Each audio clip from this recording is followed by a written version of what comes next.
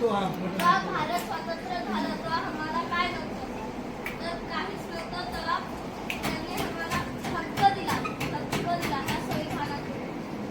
संविधानातून. हे संविधानातून आम्हाला हक्क मिळाला आमचा.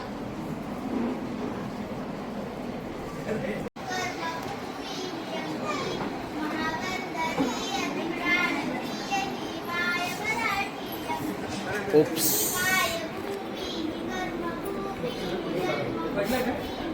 ठीक आहे.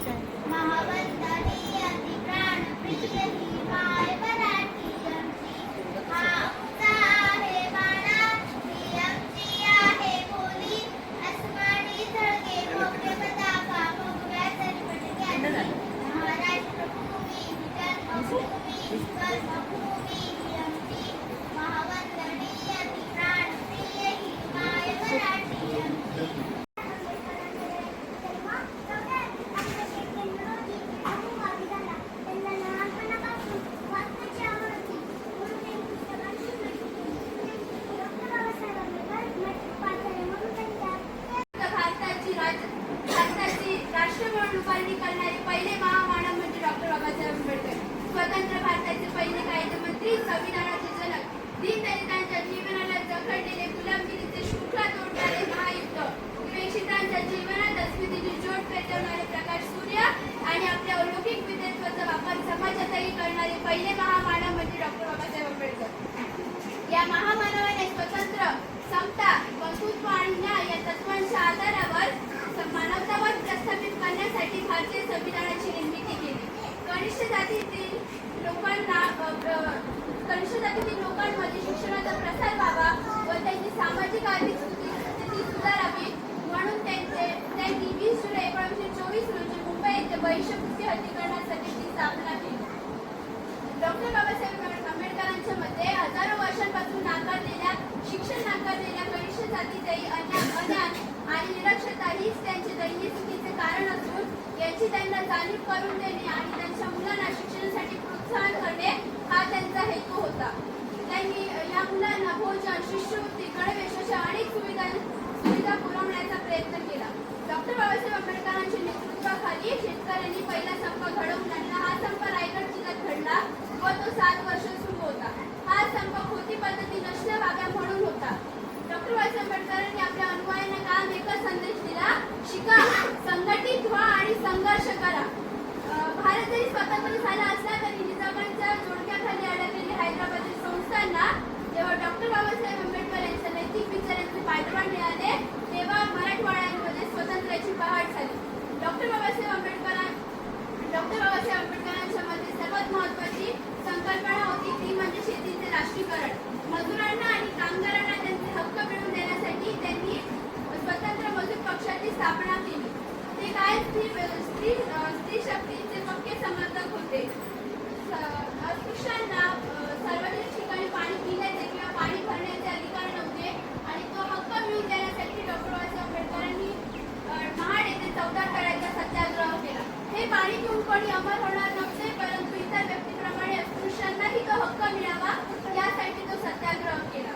हिंदू असूनही हिंदूंच्या मंदिरात प्रवेश न मिळाल्याने तो समतेचा अधिकार मिळवून देण्यासाठी डॉक्टर बाबासाहेब आंबेडकरांनी नाशिक येथे काळाराम मंदिराचा सत्याग्रह करून सर्वांसाठी मंदिराचे दार उघडे केले. 15 ऑगस्ट 1947 रोजी भारत जरी स्वातंत्र्य झाला असला तरी भारतातील 40% जास्त स्त्रिया या रूढीवादी समाजव्यवस्थांनी त्यांना बरीच नैतिक, राजकीय, शैक्षणिक स्वतंत्र दिले नाही.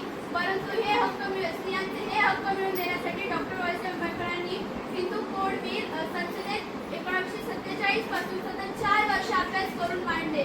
परंतु संसदेने हे हिंदू कोड बिल नाकारल्याने डॉक्टर बाबासाहेब आंबेडकरांनी आपल्या मंत्रिपदाचा राजीनामा दिला. आजच्या स्थितीत मी सर्वांना विचारू इच्छित आहे की आजच्या स्थितीत कोणी असा मंत्री आहे का जो केवळ स्त्रियांच्या हक्कांसाठी आपलं मंत्रिपद सोडेल? डॉक्टर बाबासाहेब आंबेडकरांनी हाही विचार केला की पुढील 50 वर्षात किती लोकसंख्या वाढेल, किती पाण्याची गरज असेल आणि हा विचार त्यांनी 1942 व 1943 रोजीच केला होता आणि व्हायसरॉयच्या मंत्रिमंडळात जलसिंचन आणि उच्च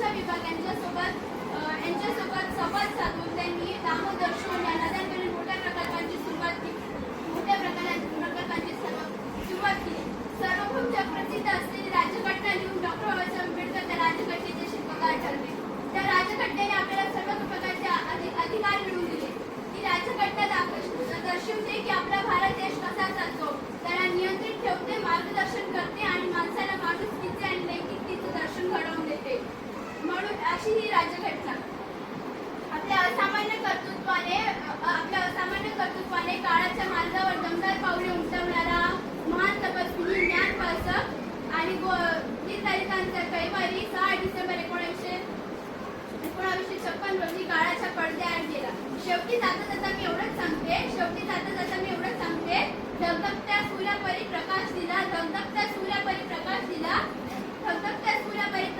त्याच्या तेजाने देश उजळून निघाला, त्याच्या तेजाने देश उजळून निघाला, गोरगरिबांना अधिकार मिळवून दिले.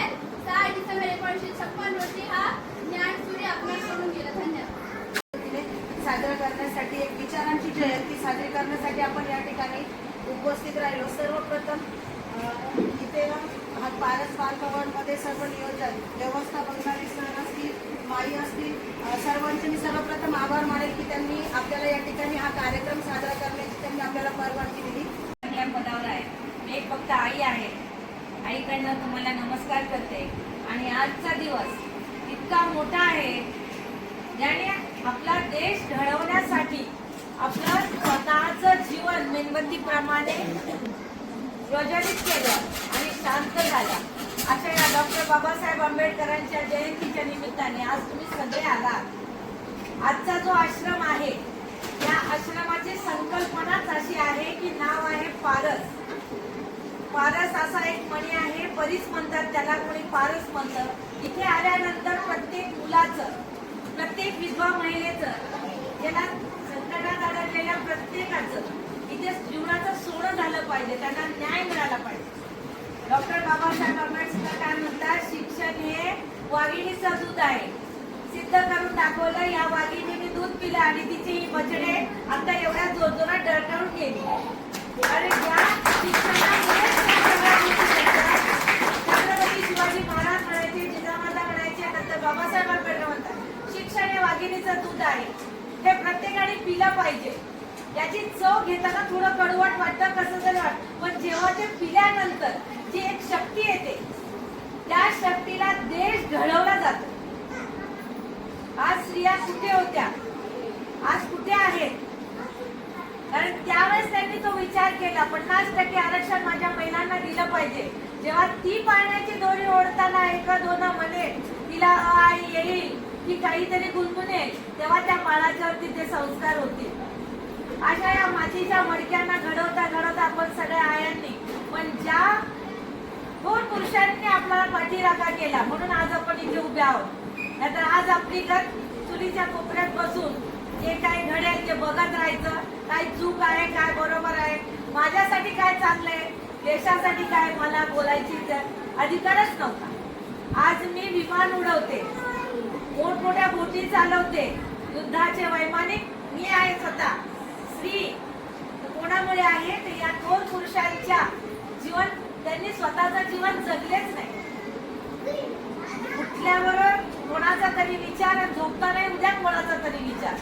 नाहीतर आज आपल्याकडे काय चाललंय, एक बंगला झालाय, दुसरा बंगला, तिसरा बंगला, मस्त फॉरेन मध्ये जायचं, तिथे हे करायचं. अरे करा, त्यालाही आपली काही ना नाहीये, पण आपल्यापेक्षा गरीब गरीब गरीब होत चाललाय आणि श्रीमंत श्रीमंत होत चाललाय. ही दरी दूर करा. कुठेतरी माझ्या खिशातनं 4 पैसे गेल्या, समुद्रातनं 2 बादल्या पाणी काढल्यावर काही फरक पडत नाही. अशा गोरगरीब विद्यार्थ्यांना खूप काही शिकले पण व्यसनाधीन नाही झाले पाहिजे. कोणाच्याही आमिषाला बळी नाही पडले पाहिजे. नाहीतर हेच आमिषाला बळी पडतात, त्याचा खून कर, त्याला मार, याला मार करतात आणि जेलमध्ये जाऊन आयुष्य बर्बाद करतात. त्याच्यातनं एक छोटीशी आम्ही एक भूमिका घेतली की ही लेकरं आहेत, ते ट्रेनमध्ये आईबापांवर भीक मागतात, अंध अपंग आईबाप असतात, कचरा वेचायला जातात, अनेक आजारांनी ग्रस्त होतात, कोणी यांना काही करत नाही. सगळेजण 2 मिनिटं मोठमोठे लोक येऊन भाषण करून निघून जातात, पण भाषणाने पोट नाही भरत, पोटाला भाकरीच लागतात. अशा या लेकरांना काहीतरी जमा करून निदान त्यांच्या पायावर उभं राहता येईल, त्यांना त्यांचं समजेल एवढं आपण करायचं आहे. तुम्ही सगळेजण आलात. आज इतका सुंदर दिवस आहे. या दिवशी आज बाबासाहेब आंबेडकरांना खरंच वाटलं पाहिजे तर मी माझा त्याग केला, माझं आयुष्य जगलो नाही, पण आज मी माझं आयुष्य खऱ्या प्रकारे जगतो. कारण आज सुद्धा ज्यांचं नाव हे स्वाभिमानानेच घेतलं जातं, त्याचं किती जन्माला आले किती गेले त्याच्यात काही फरक नसतो, पण आपल्यासाठी स्वतःचं जीवन देणारे बाबासाहेब आंबेडकर, त्यांचा परिवार आणि या सगळ्यांना अभिवादन करते आणि तुमच्या सगळ्यांचे आभार मानते. धन्यवाद.